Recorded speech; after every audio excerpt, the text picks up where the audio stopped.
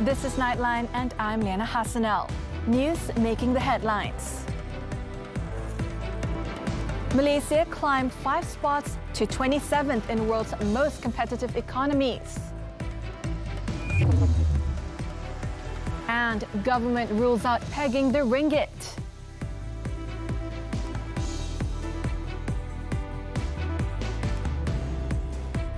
We begin the bulletin with this story. Harimau Malaya was at their best as they thrashed Papua New Guinea 10-zip in their Tier 1 international friendly match in Kuala Terengganu on Tuesday night. Muhammad Arif Aiman Hanapi contributed 4 goals, while KL City FC skipper Paulo Josue bagged a hat-trick in the one-sided match. Also finding the net were Faisal Abdul Halim, Safawi Rasid and Daniel Ting. The 10-zip victory was the biggest win recorded by Harimau Malaya's on-home turf. The last time Malaysia recorded a huge victory was when they outplayed Timor-Leste 7-1 in June 2019.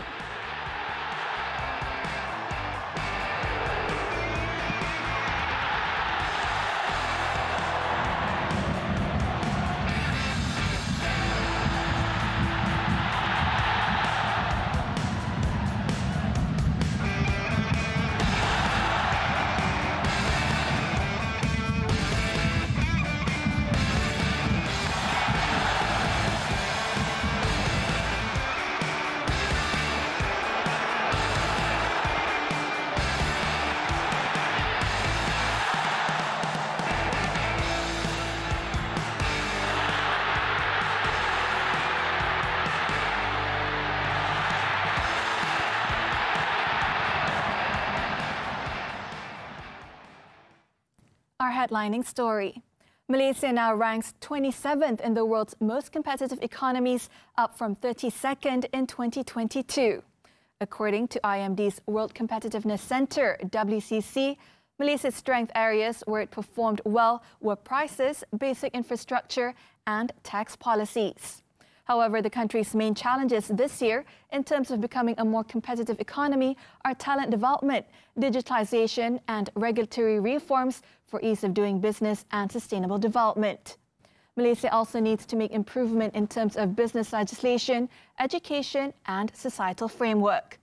Denmark retained its position at the top of the ranking for the second straight year, while Ireland rose from 7th to 2nd.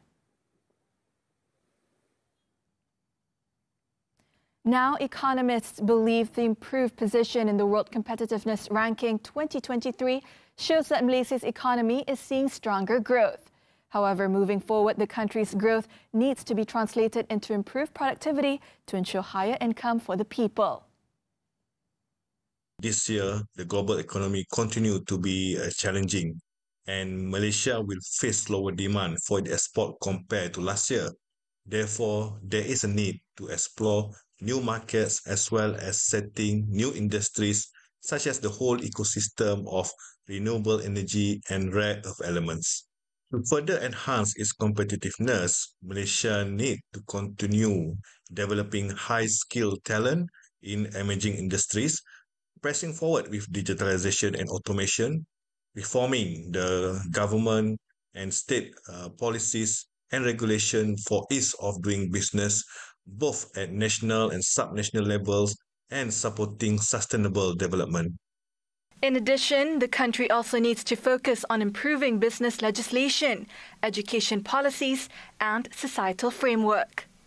Dari segi juga peningkatan dalam pembangunan perbelanjaan infrastruktur negara dan juga untuk meningkatkan dari segi peningkatan dalam perbelanjaan untuk membangunkan modal insan yang lebih kita kata menggunakan yang dapat meningkatkan lagi dari segi aplikasi penggunaan teknologi, pelaburan dalam teknologi, ekonomi digital dan juga dari segi bagaimana kita mencipta ataupun membuat pelaburan yang mendapatkan pulangan ataupun kapasiti produktif kita dapat ditingkatkan seperti pelaburan di dalam konteks ataupun sektor alam sekitar, ESG dan juga dari segi untuk menangani masalah krisis iklim di masa hadapan.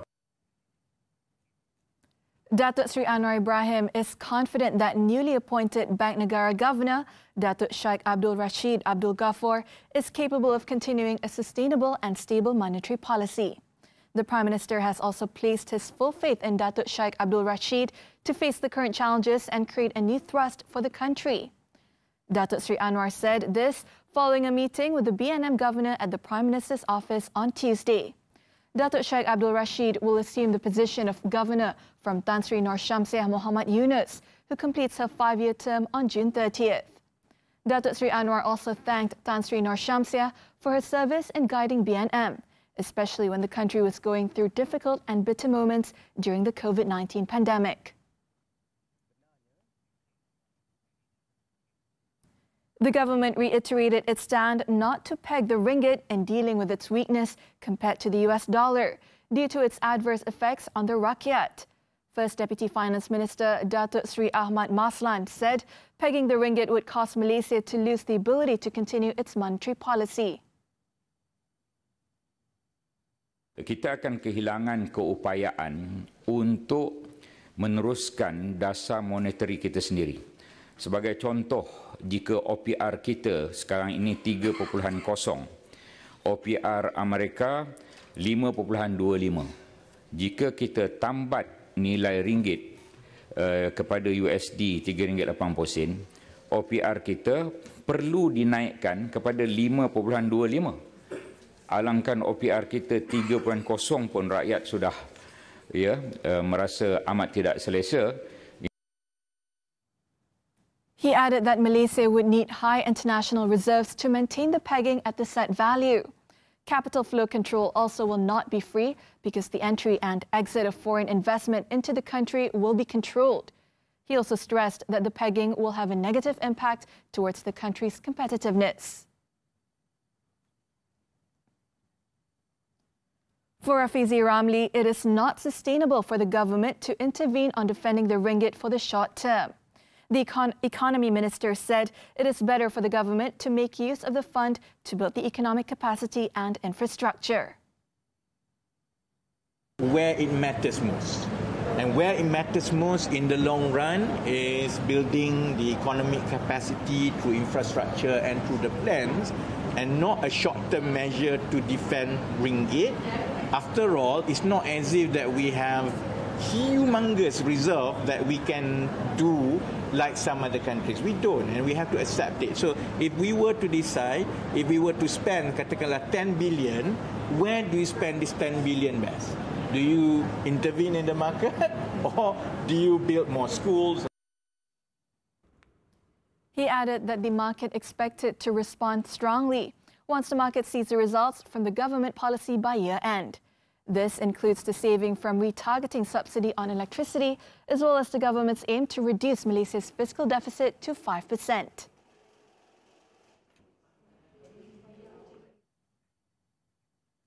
Telecommunication companies, telcos, are set to announce several good news regarding the implementation of 5G networks in the country by end of this month.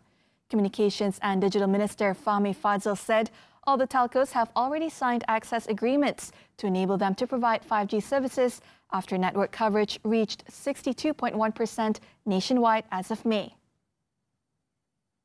Jadi saya harap menjelang 30 Jun kita akan ada beberapa pengumuman baik dan penting dari kalangan syarikat-syarikat telekomunikasi di mana mereka insya-Allah akan bersama dalam DNB Digital Nasional Berhad memegang equity. He added the 5G task force, co-chaired by Treasury Secretary General Datuk Johan Mahmud Merkin and his Ministry's Secretary General Datuk Muhammad Fauzi Mat Isa, also held a meeting on Tuesday to ensure that the implementation of the 5G network adheres to the stipulated guidelines. Prior to this, Fahmi reportedly said that the government had decided to implement a dual 5G network once the current rollout under DNB has reached 80% of populated areas. The switch to the dual network model would be implemented based on terms which are consistent with global practices of offering multiple networks.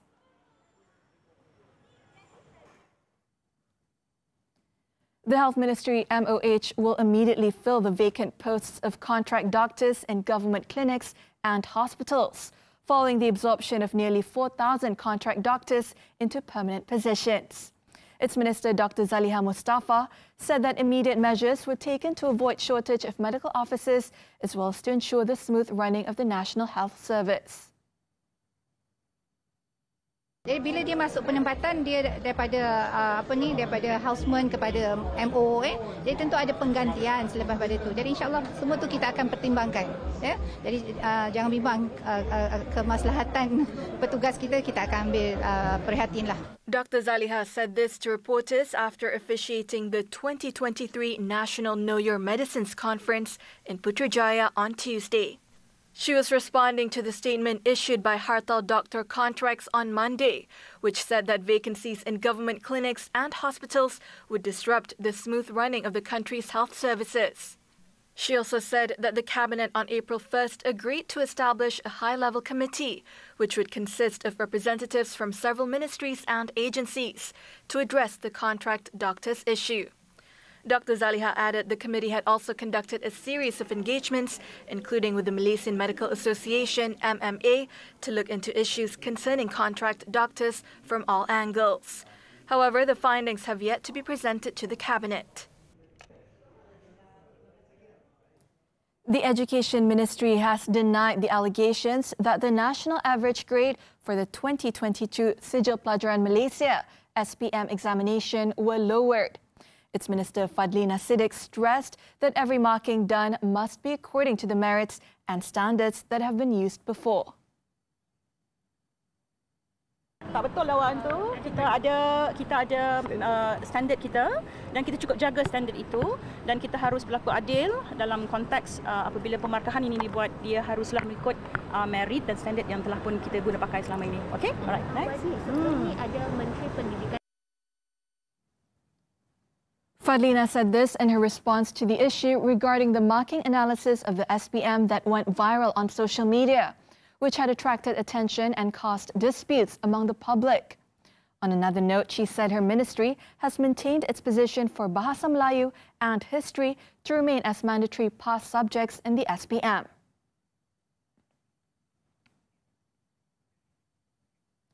The government cannot enforce equal treatment and benefits between workers and industrial trainees. Higher Education Minister Datuk Seri Muhammad Khalid Nordin said while the government acknowledges this limitation, he believes that a balance can be struck in providing fair treatment. Sudah tentulah tidak wajar untuk mereka mendapat gaji atau layanan sama, begitu. Pada masa yang sama, kerajaan menyedari juga kerajaan tak boleh paksa syarikat-syarikat. Jadi soalnya dalam konteks ini kita kena imbangi itulah. Datuk Seri Khalid said this after the launching ceremony of the Semarak Siswa Madani program in Putrajaya on Tuesday. He added that a study would be conducted to determine the marketability of varsity students who undergo internship programs. On Monday, Prime Minister Datuk Seri Anwar Ibrahim has encouraged local companies to consider providing allowances to support the living expenses of interns, although no specific rate has been determined by the government. A 4-year-old boy suffering from a stage 4 aggressive brain tumour who is in need of immediate financial assistance of 6 million ringgit to seek specialist treatment abroad may have less than a year to live. Time is of the essence in getting the required medical treatment for the boy, as so far fundraising efforts have only managed to raise some 255,000 ringgit. According to the boy's mother, 33-year-old Mas Hazira Saifuddin, her son Mas Muhammad Luth was diagnosed with the rare disease, especially among children, known as high-grade glioma by a local specialist last January. It has been found that those diagnosed could see their health deteriorate within a year after diagnosis, and only 10% of those with the disease would survive without treatment. However, there is still a long way to go for Hazira to raise the 6 million ringgit needed to treat Luth's condition. Previously, Luth had undergone a procedure to remove the tumor and also went for follow-up treatment, including radiotherapy and chemotherapy. However, a recent MRI test showed less than encouraging results. According to the single mother of 3, Luth is currently being placed in the intensive care unit ICU at a private hospital. Hazira added that Luth was seen to be getting weaker and he needed to be treated by specialists in the United Kingdom as soon as possible.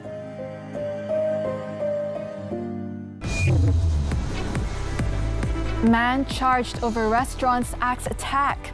News from the foreign front when we return.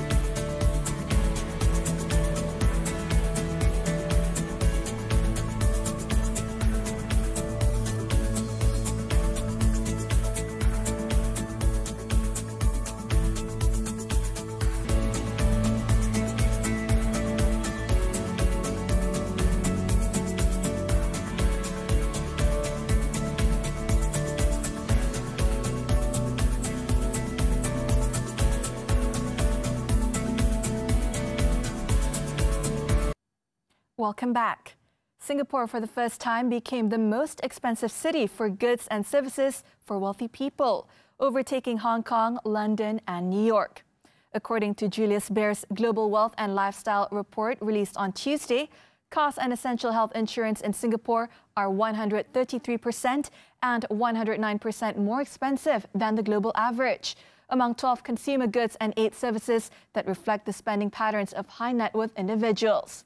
The politically stable and tax-friendly city-state was one of the first Asian cities to significantly ease pandemic restrictions and has started to see an influx of wealth. The report also pointed out that school places are at a premium and demand for accommodation along with general cost of living is at its all-time high. A submersible craft carrying 5 people in the area of the Titanic wreck in the North Atlantic Ocean has been missing since Sunday, setting off a search and rescue operation by the U.S. Coast Guard.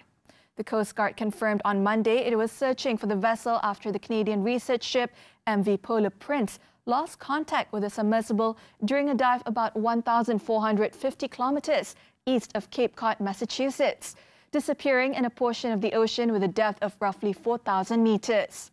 Rear Admiral John Major said the vessel was designed to sustain its occupants for 96 hours in an emergency. However, given the submersible has been missing for more than 24 hours, the amount stands at around 70 hours and is steadily depleting. Aircraft from the United States and Canada are currently involved in the expedition, and sonar buoys had been deployed to help search under the surface.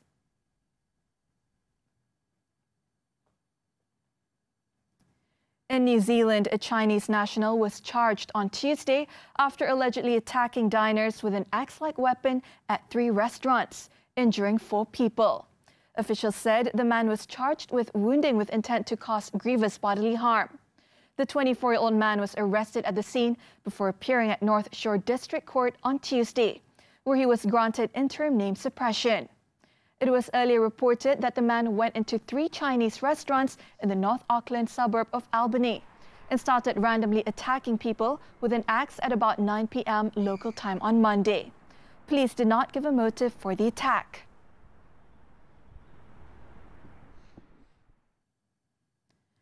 Over in Taiwan, investigations into the drugging of preschool children have sparked widespread alarm on the island. This after parents at a private preschool in New Taipei City accused staff of feeding their children unknown drugs. Following this, local authorities launched an investigation and found at least 8 children with trace amounts of phenobarbital and benzodiazepines, a class of psychoactive drugs, in their system. Police have been investigating for weeks and said it is not clear why the children were fed the addictive syrups. Drugs containing phenobarbital are mostly used in the treatment of epilepsy or used as surgical anesthesia, while benzodiazepines are a class of depressant drugs most commonly used to treat severe anxiety.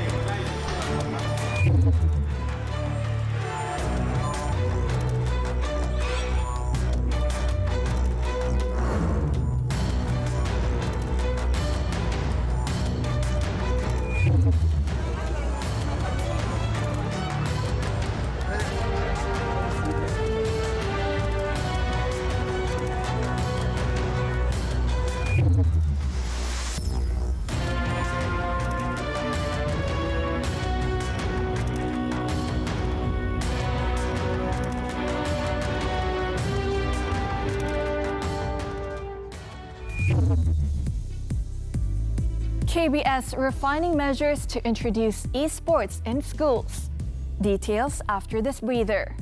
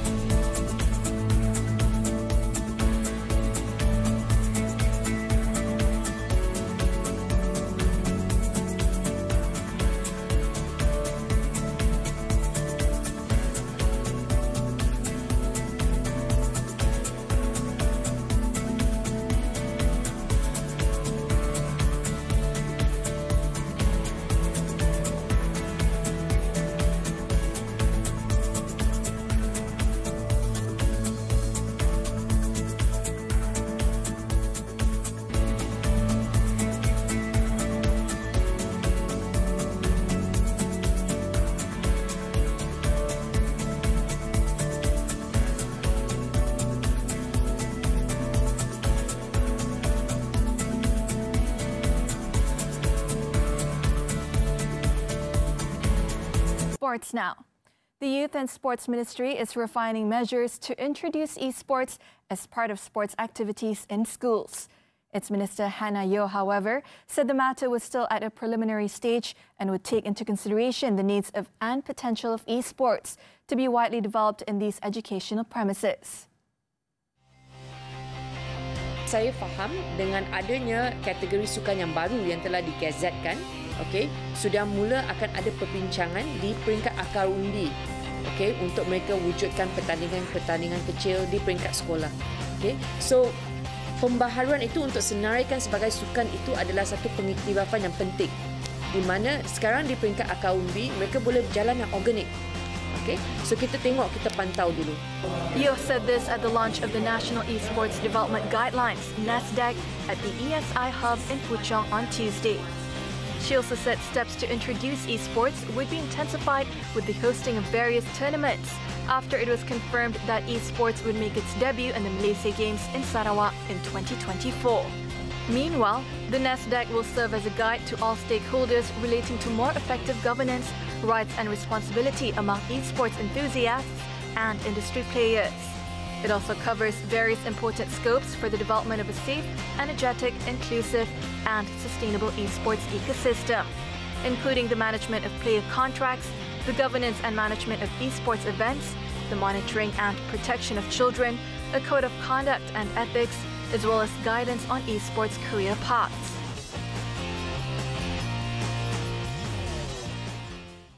On to tennis now, the 2023 Queen's Club Championship. Cameron Norrie got his grass court season off to a winning start by beating Serbia's Miomir Kecmanovic. The British #1 was given a decent workout by Serbian Kecmanovic, fending off one break point in the first set, before Norrie was taken to a second set tiebreak and let 3 match points slip before converting a fourth to wrap up a 6-4, 7-6 victory. Norrie will next face Australian Jordan Thompson or Canadian Milos Raonic. Joining Norrie was Ryan Peniston, the world number 265, who shocked top seed and world number 5 Casper Ruud at Queen's Club last year on his way to the quarterfinals, found the grass of West London to his liking again, as he produced an impressive 6-4, 6-2 victory over Frenchman Hugo Humbert. He will next face number 2 seed Holger Rune in the next match.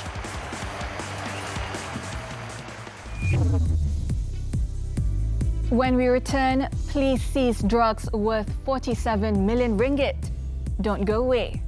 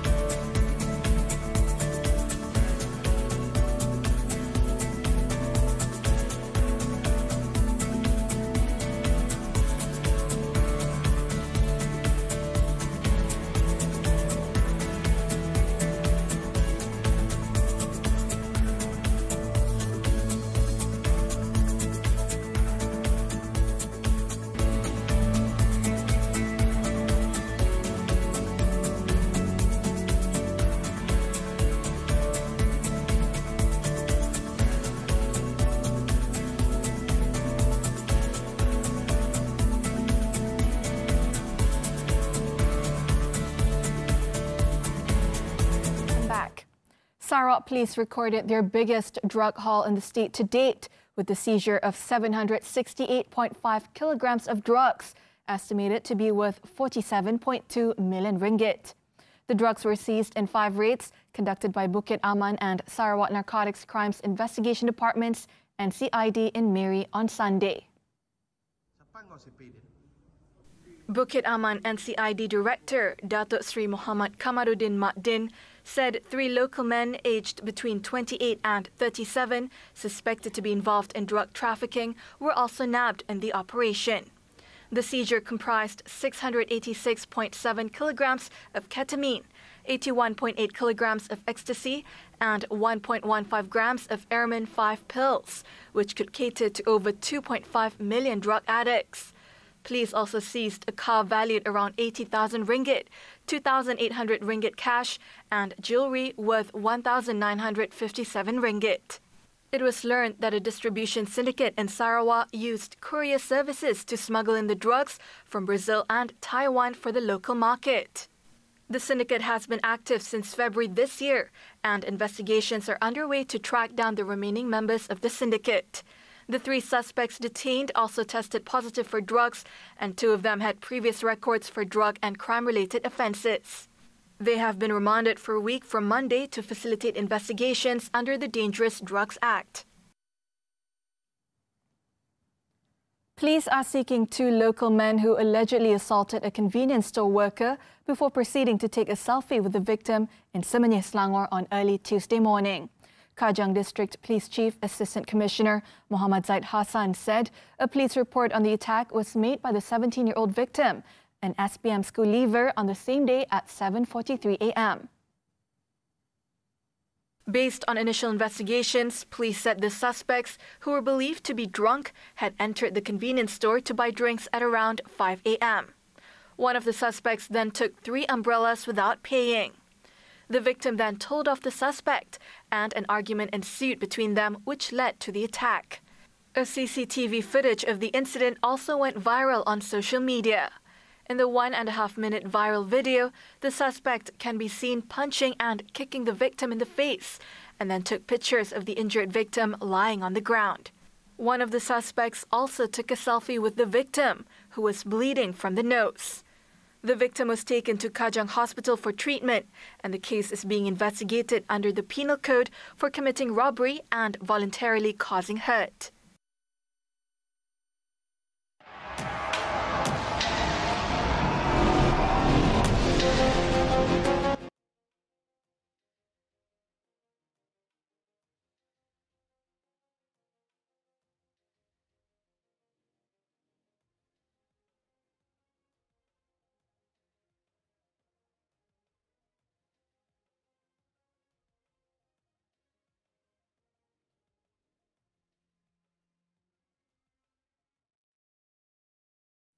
Environmental concerns and hopes for a planet took the centre stage in a new art exhibition at London's Hayward Gallery. As we wrap up Nightline this time around, let's take a look as the Dear Earth, Art and Hope in a Time of Crisis art exhibits the works of more than a dozen artists. With that, I'm Liyana Hassanel. Thank you for tuning in and take care, Malaysia.